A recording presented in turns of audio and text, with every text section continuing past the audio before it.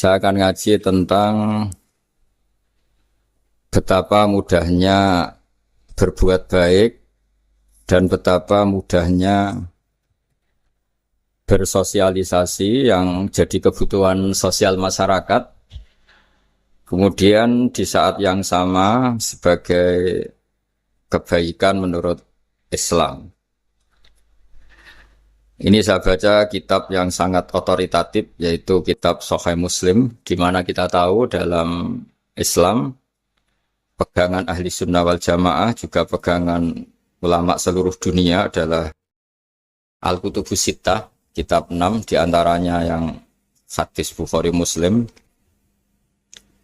Di sini ketika Nabi ditanya tentang beberapa kebaikan, yaitu dari pertanyaan Ayul A'mali Afdol, amal apa yang terbaik, diantaranya Nabi menyebut sekian: iman billah, iman kepada Allah Ta'ala. Kemudian ini yang penting dilakukan semua pemimpin, oleh bupati, oleh wakil bupati, oleh seluruh pemimpin, baik struktural maupun kultural, maupun pemimpin kecil, yaitu di keluarga. Yaitu Nabi ngendikan di antara misi Islam adalah memerdekakan budak. Kemudian ada yang lagi tanya lagi, fa'illam af'al. Lalu dari sekian kebaikan yang butuh biaya itu saya tidak mampu melakukan ya Rasulullah. Kalau nyumbang masjid saya tidak mampu. Kalau berbuat bikin fasilitas umum saya tidak mampu. Ada yang sekian pertanyaan dari sahabat, kalau misalnya kebaikan yang butuh biaya kami tidak mampu, termasuk di sini disebutkan kemampuan berhaji, kemampuan zakat, kemampuan sedekah. Kalau semua itu kami tidak mampu ya Rasulullah. Kata Nabi, tu'inu shani'an aw tasna'u li akhrat. Ini di Sahih Muslim di bab iman dengan judul Babu bayani kaunil iman billah afdalal a'mal. Kalau saya tidak mampu semua melakukan itu ya Rasulullah, yaitu melakukan kebaikan yang butuh biaya. Kayak bangun masjid, bangun jalan, bangun fasilitas-fasilitas publik. Tu'inu shani'an aw tasna'u li akhrat. Tu'inu nulungi sira shani'an ing wong sing ahli sun'ah, ahli kreatif, atau ahli, kalau orang sekarang itu bilang dia pekerja. Dia pekerja rumahan atau production house atau apa saja. Aw tasna'u li akhrat. Atau kamu membantu orang yang tidak punya pekerjaan. Terus sahabat masih tanya, aro'aita indo'iftu an ba'dil amal. Kalau semua kebaikan aktif saya tidak mampu melakukan ya Rasulullah, kebaikan menolong orang lain, kebaikan yang bersifat aktif. Jawabnya Nabi, dan ini pegangan saya, pegangan kita semua, panduan dari Rasulullah SAW, Nabi ngendikan, takufu syarroka anin nas fa innaha shadaqatun minka ala nafsik. Ya, saya ulang lagi, takufu syarroka anin nas fa innaha shadaqatun minka ala nafsik. Kamu dalam berislam cukup menjaga supaya kejelekan kamu tidak punya imbas pada orang lain. Ya, ini penting dalam Islam. Jadi kalau tidak bisa berbuat baik, potensi keburukan kita jangan sampai menimpa orang lain. Keburukan itu bisa kejahatan kriminal, bisa kejahatan pidana atau merugikan orang lain, atau kejahatan yang tidak sampai kriminal tapi mengganggu orang lain. Misalnya contoh gampang ini, saya sumpek-sumpeknya sendiri ingin jalan-jalan, main di teman yang di jam kerja. Ini kan sumpek-sumpeknya saya sendiri ingin hiburan, terus wisata atau dolan ke teman yang sebetulnya saat itu dia mungkin ngaji atau kerja atau harus memenuhi kewajiban cari nafkah. Gara-gara nemuin saya, akhirnya dia dikomplain sama majikannya, atau gara-gara nemuin saya, dia akhirnya tidak ngaji sama santrinya, atau gara-gara nemuin saya, dia terganggu aktivitasnya. Itu juga tidak boleh, karena berarti keburukan kita punya akibat pada orang lain. Jadi kaidah dalam Islam itu kalau tidak berbuat baik, potensi keburukan kita ini jangan sampai menimpa orang lain. Sehingga di sini Islam menyarankan uzlah. Uzlah itu nyepi. Jadi misalnya kita baru penat, baru bawaannya itu emosi, baru gak suka kumpul orang, itu ya sebaiknya jangan jalan-jalan, karena di antara kebaikan Islam itu tabassum, senyum, atau talqatu wajhin, ceria. Tapi karena kita mungkin jatuh kredit, jatuh hutang, atau punya masalah keluarga, sehingga bawaan kita itu emosi. Nah, dalam seperti ini sebaiknya uzlah, menutup diri. Sehingga kata Rasulullah SAW dalam zaman akhir, di antara kebaikan itu kamu meninggalkan manusia, aktivitasnya, kemudian watadaun nas min syarrik, kamu meninggalkan manusia supaya nggak kena keburukan kamu. Jadi ada momen, ada saat di mana kita mungkin kalau ketemu orang itu bawaannya ingin sengak, ingin ngomong yang nggak enak, atau kita baru penat, itu sebaiknya uzlah saja, mengurung diri di kamar atau isolasi sendiri, karena bawaannya baru emosi. Nah, ini yang jarang dipraktekkan. Kalau sekarang malah banyak yang saat susah malah bawaannya ingin namam, ingin apa, menvonis orang lain atau ngadili orang lain. Padahal pesannya Nabi, kalau semua kebaikan aktif tidak bisa kamu lakukan itu, takuffu syarra ka'anin nas fa innaha shadaqatun minka ala nafsik. Sehingga keburukan kita, ya saya ulang lagi, keburukan kita yang ingin emosi, ingin apa, itu tidak punya akibat orang lain. Di sini kearifannya Rasulullah SAW, beliau masyhur ngendikan, layak dilqadi wa ghadban. Jangan sampai seorang hakim bikin keputusan ketika emosi, karena bawaannya orang emosi itu pasti nggak terkontrol intelektualnya, nggak terkontrol nuraninya, nggak terkontrol semua sifat baiknya. Itu kalau punya keputusan bahaya sekali. Sehingga Nabi dari awal ngendikan layak dilqadi wa ghadban. Orang yang sedang emosi tinggi jangan bikin keputusan penting. Kemudian oleh ulama diteruskan juga jangan bikin keputusan penting orang yang sangat lapar, atau yang sangat kenyang, atau yang sangat ngantuk, atau yang super sibuk. Jadi hal-hal yang potensi buruk dalam mengambil keputusan itu harus ditinggalkan. Sehingga misalnya bupati atau wakil bupati kalau sedang tidak nyaman dengan suasana apa, nggak boleh rapat kemudian memutuskan keputusan penting. Begitu juga kiai dan semuanya. Nah, ini yang supaya otoritatif. Kenapa saya bawa kitab itu logikanya jelas ya. Kita sebagai dai, sebagai ustadz, atau sebagai mubalek, atau sebagai siapa saja, yang ingin kita wariskan ke umat Rasulullah adalah dawuh-dawuhnya Nabi. Dan kalau kita ngaji tidak pakai kitab, itu sebenarnya umat kita jejali dengan pikiran kita, dengan ide kita. Jangan-jangan ide kita, pikiran kita ini tidak mewarisi pikiran Islam, tapi pikiran kita atau emosi kita.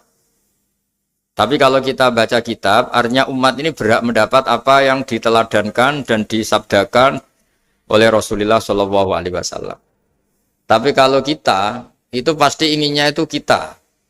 Misalnya kita Bupati Banyuwangi, mungkin kita akan cerita Banyuwangi dengan asik. Tapi bagi daerah lain, apa urgensinya bagi saya? Begitu juga kalau kita kiai, mungkin kita akan cerita fadhilnya kiai. Tapi bagi orang lain yang keutamaannya jadi pekerja, jadi satpam, jadi guru, jadi pegawai negeri yang adil. Sehingga subjektivitas kita ini akan tinggi. Tapi kalau kita sebagai kiai baca hadis, maka umat ini mendapatkan panduan dari Rasulullah SAW. Nah, dari sekian panduan itu, kata Nabi, jika Anda tidak bisa berbuat kebaikan aktif, maka kebaikan yang harus Anda lakukan adalah potensi kejelekan kamu jangan menimpa orang lain.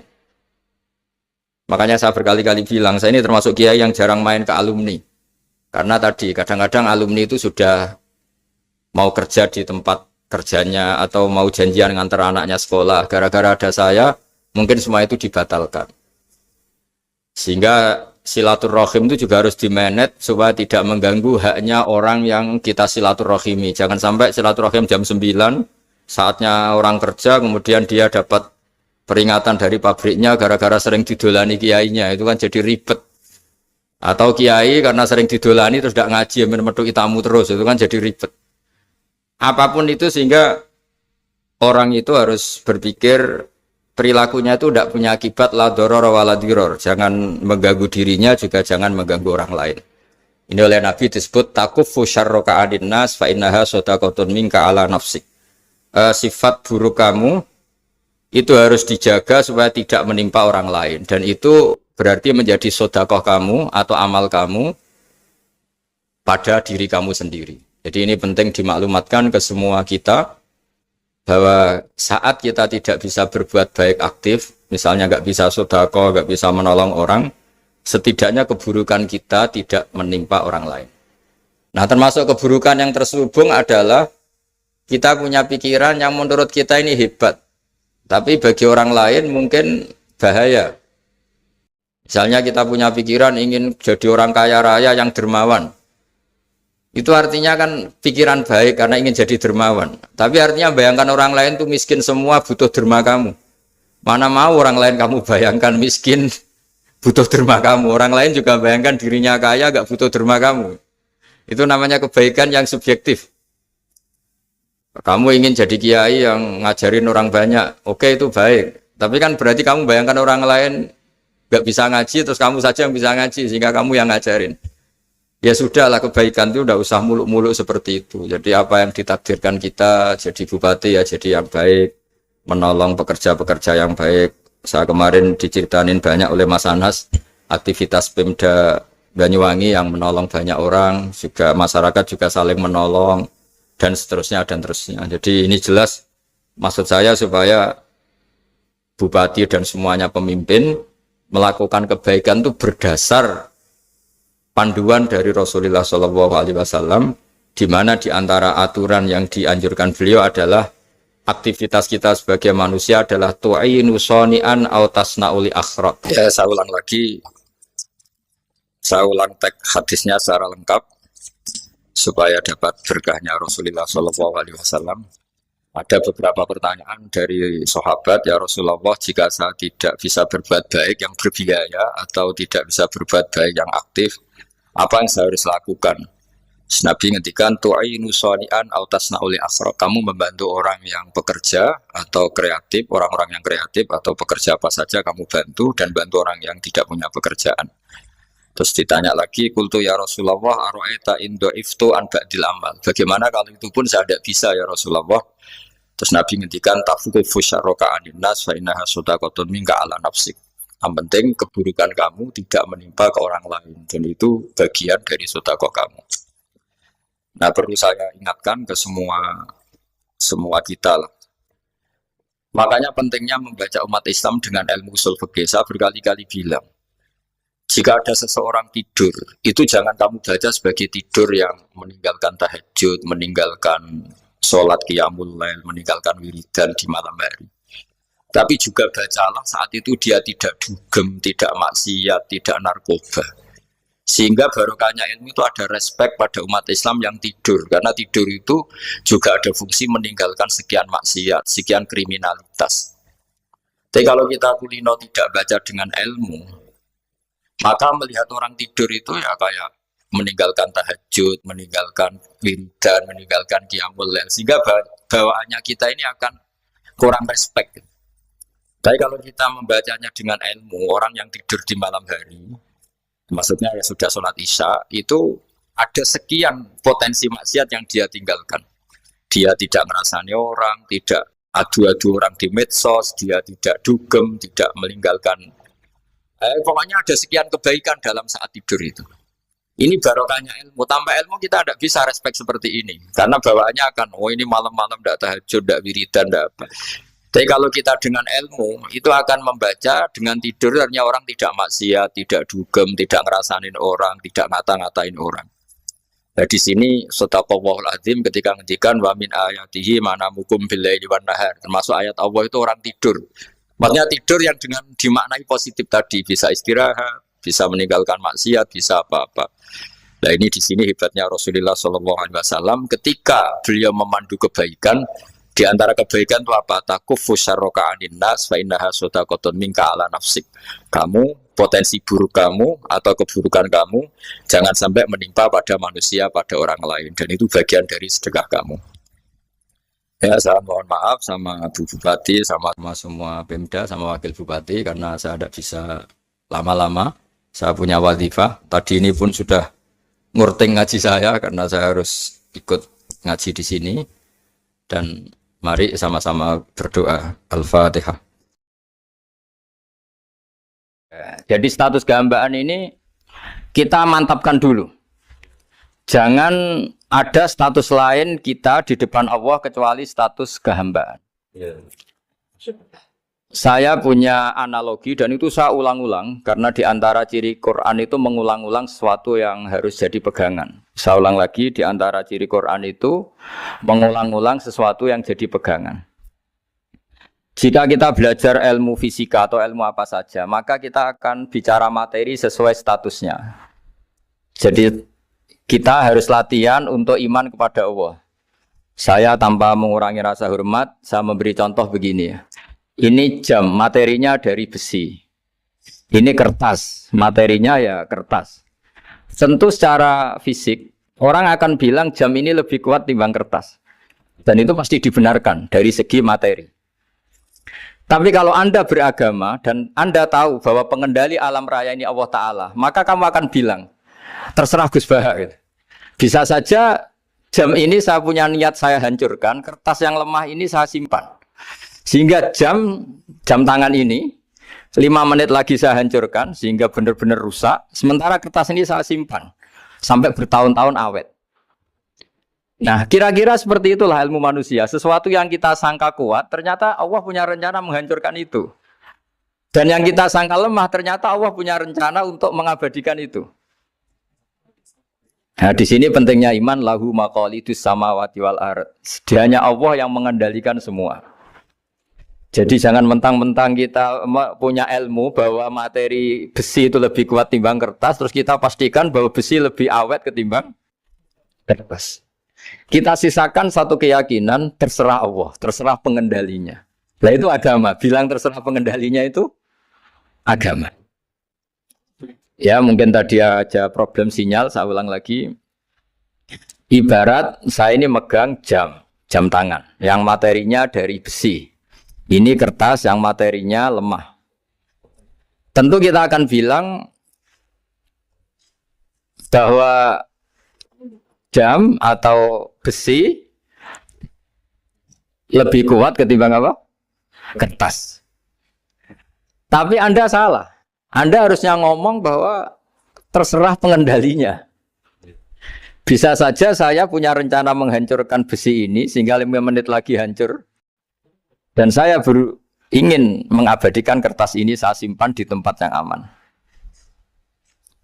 Nah kira-kira agama itu bukan anti ilmu. Sehingga agama boleh kamu mengatakan besi ini lebih kuat ketimbang kertas. Tapi harus kamu tambahi dari segi materi. Tapi kalau dari segi pengendalinya maka kita jawab terserah Allah Subhanahu wa ta'ala. Nah ini di sini pentingnya beragama. Jadi meskipun Mars tuh kayak apa kuatnya, bumi, gunung kayak apa kuatnya. Ternyata gunung yang kita kira kuat, ternyata nyimpan magma yang potensi meledak. Yang gunung kecil, yang kelihatan dari pasir kecil yang tidak berdaya, ternyata nggak nyimpan magma, jadi nggak direncanakan untuk diledakkan. Itu, nah agama itu seperti itu, yang disebut di surat Yasin misalnya Allah itu siapa? Biyadihi malakutu kulli, yang dalam kendalinya itu semuanya di alam raya ini. Sehingga di kehidupan nyata juga sama. Ada orang yang nekuni ilmu ekonomi, tapi miskinnya Masya Allah. Ada yang gobloknya Masya Allah tapi kaya. Ada kiai yang punya doa banyak, hidupnya biasa. Yang nggak punya doa kaya. Itu saya pernah baca di sebuah hadis qudsi. Ada riwayat begini. Nabi Musa ketemu Allah ditanya. Limadza kata Allah. Kenapa saya memberi rezeki orang yang bodoh? Mak itu orang yang bodoh sekali. Kadang tak ciptakan dia jadi orang kaya. Dan yang pintar ekonomi kadang tak ciptakan jadi orang miskin. Si Nabi ini tanya, kenapa ya Allah? Supaya dia tahu yang mengendalikan rezeki itu saya, bukan ilmunya dia. Katanya. Jadi banyak orang, misalnya kita yang pintar, dipekerjakan orang yang nggak pintar. Yang punya pabrik tidak pintar, mengerjakan orang yang pintar. Jadi ya kira-kira agama itu seperti itu. Sehingga dalam kita beragama itu yang paling ditekankan itu tawadhu. Tawadhu itu merasa sopan atau memang sopan betul. Kalau dalam Ihya disebut sekiranya Anda tidak bisa tawadhu secara rasa, tawadhulah secara ilmu. Saya ulang lagi ya, sekiranya Anda tidak bisa tawadhu secara rasa, tawadhulah secara apa? Ilmu. Karena ilmu itu akan abadi. Saya beri contoh begini. Saya ini kan misalnya kiai di kampung saya atau di kecamatan saya. Saya mungkin bisa merasa hebat karena saya tokoh di sini. Tapi pastikan sebelum ada saya yang bernama Baha ini, agama sudah jalan. Dan di daerah lain yang nggak kenal saya juga agama sudah jalan. Betapa tidak pentingnya saya di kawasan-kawasan yang nggak butuh saya atau di era yang sebelum ada saya. Nah dengan ilmu seperti itu orang pasti tawaduk karena dia tahu daerah yang nggak ada saya ternyata ya ada masjid, ada agama. Periode yang sebelum ada saya juga agama jalan. Sehingga kita tidak kumo luhur, wah kalau nggak ada saya agama nggak jalan. Zaman Wali Songo tidak ada saya agama ya jalan. Ekonomi juga gitu. Kalau Anda pakar ekonomi yang mensejahterakan rakyat, cara tawaduk itu kalau nggak bisa dengan rasa, dengan ilmu. Sebelum ada kamu banyak orang kaya. Banyak orang yang nggak kenal kamu juga kaya. Banyak periode yang saat itu udah ada Anda juga kaya. Berarti Anda ini tidak siapa-siapa. Makanya saya pernah didatangin seorang profesor, ini kisah nyata. Gus, sebetulnya saya dengan bapak saya itu pinter mana? Bapak saya itu tidak tamat SD, tapi saya bisa profesor. Saya ini profesor, anak saya naik kelas saja sudah senangnya bukan main. Setidaknya ini orang bodoh bisa menciptakan orang pinter, yang orang pinter kesulitan menciptakan orang pinter lagi. Nah, kalau kita tidak bisa tawaduk secara rasa, tawaduklah secara ilmu. Ikhlas juga gitu, saya sering ngajarkan ikhlas di beberapa kesempatan ngaji. Kalau Anda tidak bisa ikhlas secara rasa, ikhlaslah secara ilmu, pasti bisa, bukan mungkin bisa, pasti bisa. Secara ilmu, makanya di Quran disebut fa'lam annahu la ilaha illallah. Ilmu, fa'lam itu dari kata ilmu. Saya beri contoh, saya mulai kecil sampai sekarang saya sekitar umur 50 tahun. Mulai kecil sampai sekarang itu ya bilang kalau kertas ini putih. Itu ya ada yang gaji, ada yang bayar. Tapi saya selalu bilang kertas ini putih. Yang hitam ya saya katakan hitam, yang merah saya katakan merah. Kenapa? Karena itu fakta. Saya ulang lagi, karena itu fakta. Sehingga saya untuk mengatakan putih tidak perlu ada yang bayar. Sehingga ketika kita latihan sholat, latihan ibadah, dan mengakui Allah itu sebagai Tuhan kita akan malu. Loh, faktanya Allah itu kan Tuhan. Mau mengatakan fakta kok minta upah ini gimana? Kita mengatakan Allah Tuhan itu sama dengan mengatakan kertas ini putih. Sama-sama itu fakta. Sama seperti saya mengatakan Pak Jokowi itu presiden kami. Itu kan fakta. Masa nunggu kalau dikasih BLT katakan presiden. Kalau enggak ya enggak. Itu kan ribet jadi. Pak Manut misalnya rektor UGM. Mbok saya agak digaji di sana atau enggak kerja di sana bilang kalau beliau itu rektor. Pak Ganjar gubernur Jawa Tengah. Mbok saya dikenal apa enggak ya beliau tetap gubernur. Lama sekali kita mengatakan fakta itu ikhlas. Ikhlas itu artinya enggak minta apa-apa. Karena kita ingin ngomong sesuai fakta. Nah Allah Tuhan itu fakta gitu. Nah kenapa untuk mengatakan Allah Tuhan nunggu? Dah saya ini Tuhan kamu. Ya nunggu dulu Gusti kalau engkau masukkan kami ke surga, engkau Tuhan. Kalau enggak ya enggak jadi. Itu enggak bisa seperti itu. Ya Allah tetap Tuhan. Nah kalau Anda tidak bisa ikhlas secara rasa, ikhlaslah secara ilmu. Ilmu ya tadi kita akan selalu bilang yang putih, putih, yang hitam, hitam. Makanya ini pentingnya ilmu. Tawaduk juga gitu. Kalau Anda ditakdir orang yang GR, yang gede rumongso, ditakdir orang yang kumo luhur, secara rasa bisa dilawan secara ilmu. Ada periode di mana sebelum ada kita, yang kaya ya banyak, yang dapat hidayat ya banyak, yang terpelajar ya banyak. Ada daerah yang nggak kenal kita, nyatanya pendidikan di situ jalan, sistem sosial baik. Betapa tidak pentingnya kita. Nah ini nanti memaksa kita atau melatih kita untuk tawaduk. Nah dari hikmah ilmu itu kemudian kita minta maaf sama orang lain itu mudah. Karena kita sadar bahwa adanya kita ini problem. Saya sering digojlok orang-orang kaya. Orang-orang kaya itu ya kadang agak kurang ajar tapi nggak bisa dibantah.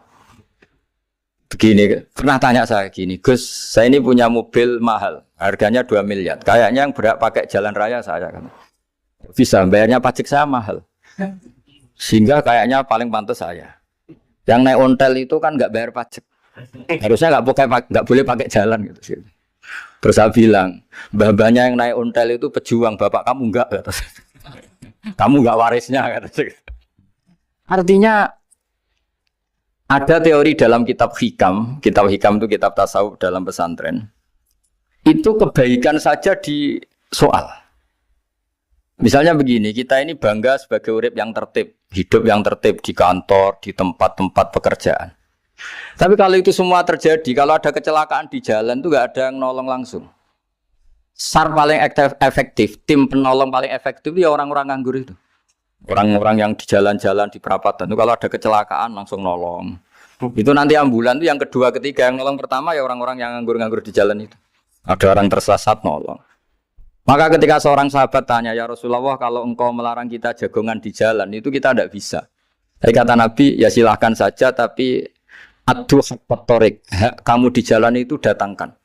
Apa itu? Ya kamu bisa amar ma'ruf nahi mungkar. Coba kalau di terminal, di tempat publik banyak orang yang soleh, itu nanti copet ya sungkan. Yang mau jambret ya sungkan, karena yang di situ orang-orang soleh. Nanti yang nggak sholat juga sungkan, karena yang di situ banyak yang sholat. Jadi kenyamanan orang pergi jauh di tempat-tempat sepi itu ya barokahnya orang-orang nganggur terus ngaji, wah nengkono masih rame, ada orang yang di perapatan, di pertigaan. Bayangkan kalau ini orang-orang soleh, pasti itu nyaman. Karena wilayah publik dihuni orang-orang yang soleh. Tapi orang pasti bilang itu nggak tertib. Kita inginnya hidup ya tertib di kantor atau yang suka di masjid, di masjid. Tapi kalau itu terjadi, itu nggak ada tim SAR gratis yang setiap saat kalau ada orang kecelakaan nolong. Makanya dalam makalah hikam itu paling masyhur diantaranya itu, manusia itu siapa? Manusia itu mangkanat mahasinuhu masawiyah, fakih falatakun masawihi masawiyah. Manusia itu orang yang saat baik saja ada salahnya, apalagi masalah. Jadi kalau kamu punya toko, lagi laris, dan saat laris itu Anda ngerumat keluarga Anda melakukan kebaikan pada keluarga Anda. Pasti ada toko lain yang termahjubkan, yang tersingkirkan. Makanya saya pernah diskusi sama kiai besar, guyonan sama saya. Kita kalau kiai besar sebaiknya kalau diundang di musala kecil datang apa enggak? Kata kiai yang satu, jangan datang Gus, itu jatahnya kiai kecil.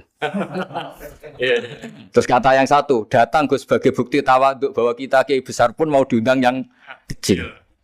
Akhirnya kita ini ya kadang datang kadang enggak, karena kadang kita enggak datang supaya jatah rezeki kiai kecil enggak terambil. Kadang ya mau datang supaya dikira tawaduk.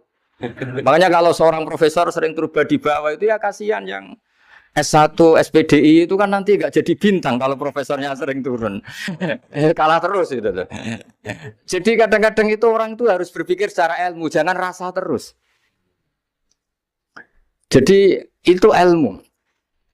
Jadi semua yang kebaikan yang kita lakukan itu secara ilmiah bisa diperdebatkan. Ada orang senang ngomong serius supaya bangsa ini maju. Tapi bapak saya itu pesan saya, kamu kalau ngiyai itu jangan sering ngomong serius kan. Masyarakat sudah capek mikir utang, mikir keluarga. Begitu sowan kiai dijak ngomong serius lagi nanti capek kan. Sehingga kiai dulu itu kalau ketemu orang ya guyon terus. Karena tahu masyarakat sudah capek. Sudah banyak yang takut tanggal kredit gitu. Sudah takut tanggal kredit, takut problem sowan kiai diancam neraka lagi, itu kan ketakutan berkali-kali. Jadi makanya ini kan kebaikan itu dievaluasi karena kita tidak nabi, tidak wali. Jadi kalau kata hikam itu apa yang Anda kira baik itu ada masalah. Apalagi sedang masalah. Saya sering cerita ada orang suami istri harmonis sekali. Itu tanyakan ibunya, pasti mulai gak peduli dengan ibunya karena terlalu harmonis dengan istri. Tapi itu pasti bukan mungkin lagi. Jadi jangan tanya istrinya, tanya ibunya. Oh, jok nikah lupa saya, ngalor ngidul sama istrinya. Tanyakan temannya, wah itu jok nikah lupa temennya. Tapi yang baik sama teman, tanyakan istrinya, jatah belanja untuk ngopi. Begitu terus itu. Jadi siklus sosial itu. Nah, di sini pentingnya saling minta maaf karena dalam kebaikan kita pasti ada kesalahan. Ketika karir kita baik di pemerintahan maupun di kampus, pasti dengan sendirinya ada yang agak tersingkirkan. Meskipun itu sudah hukum alam, tapi apapun itu kita harus minta maaf. Makanya banyak saya sering cerita berkali-kali. Dulu itu ada dua nabi yang seangkatan. Itu luar biasa debat ilmiahnya, tapi debat baik. Mulai dulu ya ada. Polemik itu ya mulai dulu ya ada. Yang Nabi Yahya itu suka berkawan orang-orang soleh. Kalau ditanya kenapa kamu berkawan orang-orang soleh, ya enak lah karena berkawan orang soleh. Yang Nabi Isa sering berkawan orang-orang yang nggak jelas. Ditanya, kenapa Anda suka berkawan orang-orang yang nggak jelas? Innama ana tabibun udawil mardo. Nabi dan kiai itu ibarat dokter, ya tentu menyembuhkan yang sakit. Sakit. Kalau Anda seorang dokter, pasti neliti daerah-daerah pandemi. Masa neliti daerah sehat? Nah, jadi dulu bapak wasiat ke saya gitu. Kau nak jadi kiai kok bengkel. Jadi kiai itu kayak bengkel. Kalau nggak siap dadani orang nggak jelas ya jangan jadi kiai kan. Itu ya. Tapi kan masalahnya kita sendiri solehnya pas-pasan. Takut terkontaminasi. Jadi yang jelek bukan jadi baik. Kita yang baik jadi jelek. Nah itu kan mulai dulu ya polemik. Sejauh mana kita punya kekuatan untuk tidak terpengaruh yang negatif. Yang negatif terpengaruh kita menjadi positif. Jadi ini cerita-cerita sawalan bahwa dalam kebaikan kita itu ada kesalahan. Maka kita tetap istighfar, tetap saling minta maaf. Dulu bapak saya kalau diceritain ada seorang kiai sampai sepuh jadi imam masjid, istiqomah sekali. Dulu bapak saya itu guyu. Ya istiqomah, tapi wong liya terus ra iso dadi kader. Jadi calon-calon kiai ini sudah putus asa karena nggak pernah punya kesempatan jadi imam. Jadi di balik istiqomah itu ya ada memahjubkan orang lain. Makanya alhamdulillah di Indonesia itu ada pegawai pensiun. Kalau enggak habis itu. Karena yang anyar-anyar itu mesti ini kurang pengalaman, ini kurang senior. Tapi barokahnya ada pensiun kan gantian. Tapi masalahnya di dunia kiai itu udah ada pensiun. Tambah sepuh tambah mantap, tambah sepuh tambah mantap. Nah itu sebaiknya ya mulai mundur-mundur sedikit dari imam masjid itu. Ya nyari-nyari yang lain lah supaya ada kaderisasi, ada. Jadi intinya itu di balik kebaikan yang kita lakukan pun itu ada masalah sehingga kita butuh istighfar. Di sini pentingnya dawuhnya para wali-wali dulu ada istilah wastighfaruna yahtaju ilal istighfar. Ketika kita minta maaf, sebetulnya minta maaf sendiri itu butuh minta maaf lagi. Minta maaf lagi itu butuh minta maaf lagi. Misalnya saya dengan Mas Hilmi ini akrab, pernah pakai uangnya misalnya. Itu kadang kita bayar itu malah tersinggung. Kok kayak orang lain saja bayar. Minta maaf juga gitu. Kalau kamu punya teman akrab, terus minta maaf resmi itu tersinggung. Kayak wong liya ae jaluk sepuro. Jadi kadang jaluk sepuro itu malah masalah. Itu kan sama. Kamu punya teman akrab, terus kalau mau main, assalamualaikum, sakit masuk nopo boten, angsal boten. Boleh enggak main? Itu mesti teman kamu tersinggung. Kok kayak orang lain saja. Artinya ketika Anda merasa benar karena protokoler ketika masuk ke teman, ternyata itu salah. Teman kamu maunya enggak protokoler karena sudah akrab. Tapi ketika kita merasa akrab, ternyata selonang-selonang dianggap problem. Kita tidak pernah tahu. Nah di sini kata ulama-ulama, minta ampun itu kebutuhan manusia. Karena dalam kebaikan kita pasti ada kesalahan. Makanya disebut wastighfaruna yahtaju ilal istighfar. Kita selalu diajari Rabbana dzalamna anfusana. Ya Allah, kita ini selalu mendolimi diri kita sendiri. Jadi saat kita baik pun ada unsur kesalahan. Yaitu tadi, kalau Anda jadi orang pasti ada yang termahjubkan. Kalau Anda kiai besar atau profesor atau pejabat turun ke bawah. Ya kalau gubernur turun terus ya bupati gak jadi bintang. Kalau saya kiai besar misalnya turun terus ya kiai kampung itu ya kasihan. Saya pernah diundang Manakipan tidak datang itu kiai kecil bilang matur nuwun Gus gak teko. Aduh iwake gak untuk saya katanya. Barokahnya saya ada. Itu lucu ya matur nuwun betul. Matur nuwun Gus jenengan gak dugi jadi. Akhirnya jatah besarnya untuk saya.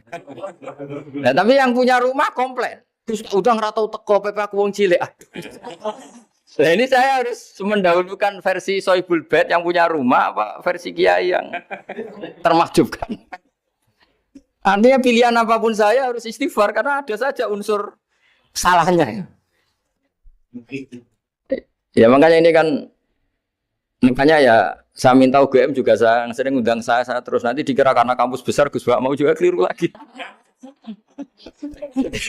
Kalau 1-2 kali mungkin boleh, kalau keseringan ya nggak boleh. Nanti itu dikira saya maunya hanya sama kampus besar, padahal saya sama RT ya sering datang juga. Nah ini yang terakhir saya bacakan teks otoritatif sebagaimana janji saya. Kata Rasulullah SAW di sebuah hadis. Ini terakhir nanti supaya nggak lama-lama saya juga punya wadhifah. Ada orang itu punya hutang. Hutang itu ya hutang, memang hutang. Singkat cerita orang itu tidak bisa bayar sampai akhirat. Dan aturannya Allah, orang yang punya hutang tidak bisa bayar ini harus diaudit, harus diselesaikan di akhirat. Kalau tidak bisa diselesaikan di dunia, diselesaikan di akhirat. Walhasil akhirnya di akhirat itu ditagih dan tidak mampu bayar. Karena di akhirat sudah tidak ada kredit, tidak ada ATM, tidak ada apa saja. Terus kata Allah, solusinya kebaikan kamu dikasihkan yang ngutangi. Ternyata kebaikan dia tidak cukup juga. Bayarnya apa? Kejelekan yang ngutangin dikasihkan yang utang. Kayak apa celakanya? Kebetulan yang ngutangi salahnya buahnya, ini kan repot.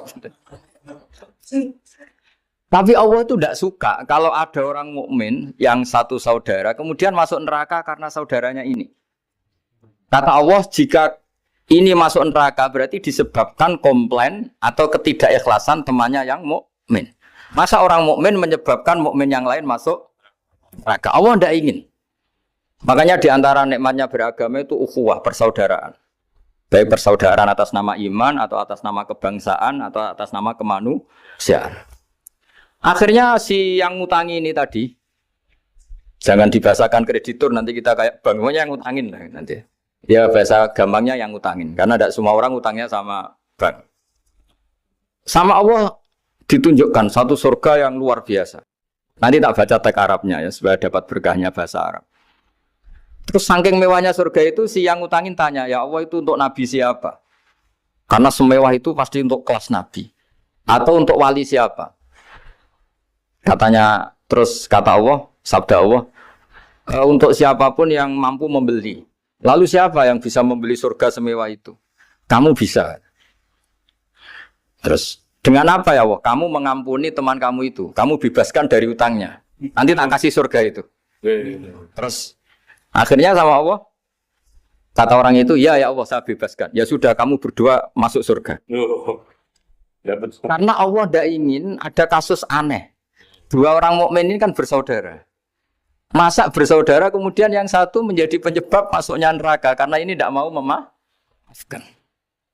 Artinya kalau kita syawalan itu harus benar-benar mau memaafkan, karena kalau tidak Anda menjadi penyebab teman kamu masuk neraka.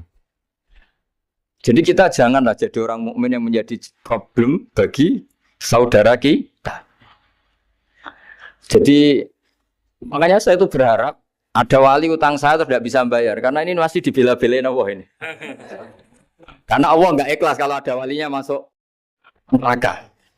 Jadi kalau ada wali utang kamu, itu utangin saja, doain nggak bisa nyaur, no?